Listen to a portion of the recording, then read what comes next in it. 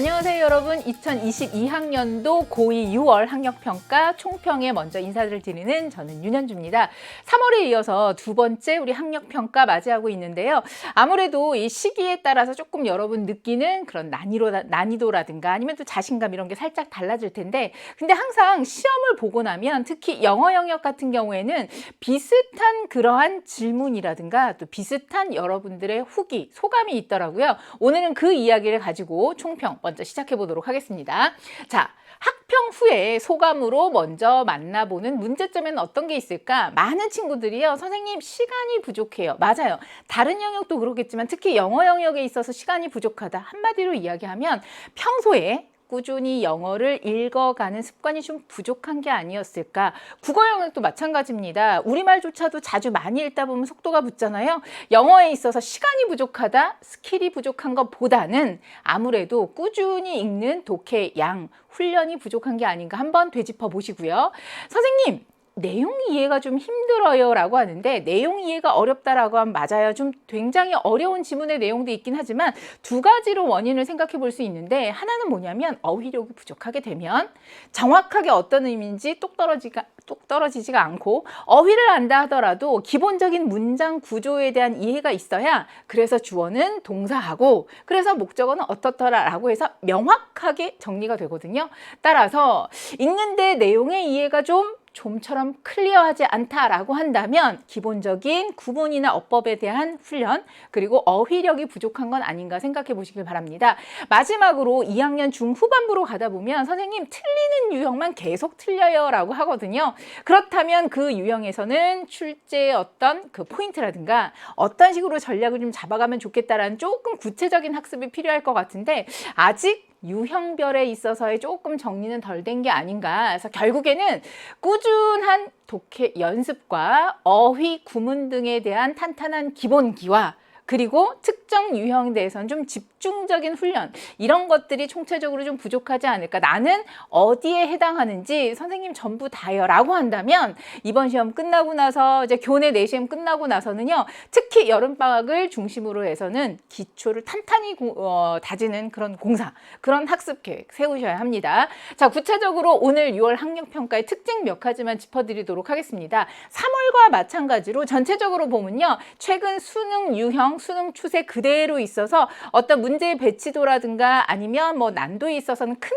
차이는 없는 것 같아요. 그래서 3월과 유사한 정도의 문항 배치와 난도 배치가 되어 있다라고 보시면 될 것 같고요. 하지만 눈에 띄는 게 뭐냐면, 쉬운 유형은 굉장히 좀 쉬운, 그러나 다들 좀 부담스러워하는 난도가 좀 높은 유형 같은 경우에는요, 굉장히 좀 이번에도 역시 어려운 유형 문제들이 많이 들어가 있어서 쉬운 건 확실히 쉽고 조금 난도가 있다라고 느껴지는 부분에 있어서는 확실하게 온도차를 두고 있구나라는 것과, 저는 이번에 2학년 문제를 읽으면서 참 정말 다양한 글감, 다양한 분야의 소재를 사용하고 있구나라고 생각이 들면서 그러다 보니까 본인의 취약한 유형을 만나게 되더라고요. 사회학 분야라든가 아니면 뭐 컴퓨터, IT 관련된 이런 내용들이 나왔을 때 흔히 조금 자신이 부족하게 생각한다라는 그런 글감이 나왔을 때는 아무래도 조금 여러분이 위축되셨을 겁니다. 특히 다양한 골고루 소재가 출제되고 있었는데, 여러분 다시 한번 보면서 특히 내가 취약한 그런 주제, 파트는 어떤 건지도 한번 짚어두시면 좋겠습니다. 그럼 조금 더 들어가서요, 오답률이 높은 문항 한번 살펴보도록 할까요? 어법 어휘 같은 경우에는 전통적으로 조금 자신 없다라고 느끼실 텐데, 특히 이번에는 둘 다 정답이 5번에 가 있더라고요. 그러니까 끝까지 인내하면서 살짝 불안해하면서 읽어야 됐고, 특히 어법 같은 경우에는 그 대동사 관련해서 조금 문장이 좀 길다 보니까 여러분의 탄탄한 구문력이 필수적이었던 것 같습니다.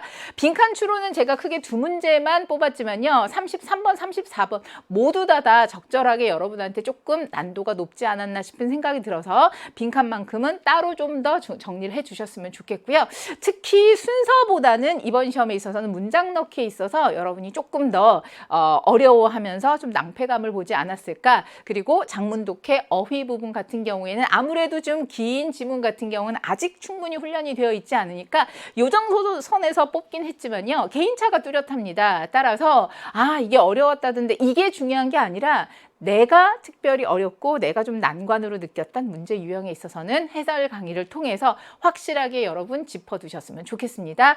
덧붙여서 미리 이제 여러분이 6월에 대한 분석이 끝났다라고 한다면 저는 여기에다가 3가지만 부탁드리도록 하겠습니다. 6월 학평에 대한 정리 분석 끝나고 나면 기말고사 보게 되죠. 자, 여름방학입니다. 여름방학은요, 특히 영어에 있어서는 성적 향상, 성적 점프를 준비할 수 있어야 하는데요. 자, 아까 선생님 내용 이해가 힘들어야 하는 친구들, 특히 필수 어법, 구문 강의 EBS에서 뭐 긴 강의도 있고 짧은 강의도 있고 방학 등을 통해서 여러분 활용할 수 있는 강의 있을 거거든요. 가장 기초적인 거 하나 정해서 기본기를 탄탄히 하는 거 바로 여름방학에 하셔야 하고요. 그리고 이번 방학에 맞아서는요, 매일 일정 분량, 지문 한 2-3개 정도는 꾸준히 읽어가는 그런 반복 학습, 꾸준한 연습이 필요합니다. 더불어서 항상 글을 읽고 나선 나 맞았다 틀렸다 이거로 끝나는 게 아니라 거기에 나오는 중요한 주제도 한번 짚어두고, 특히요, 어휘요. 어휘는 다다익선이라고 했습니다. 그래서 이번 방학을 틈타서 단어를 꾸준히 훈련하는 연습을 통해서 조금 더 내공이 쌓이게 되면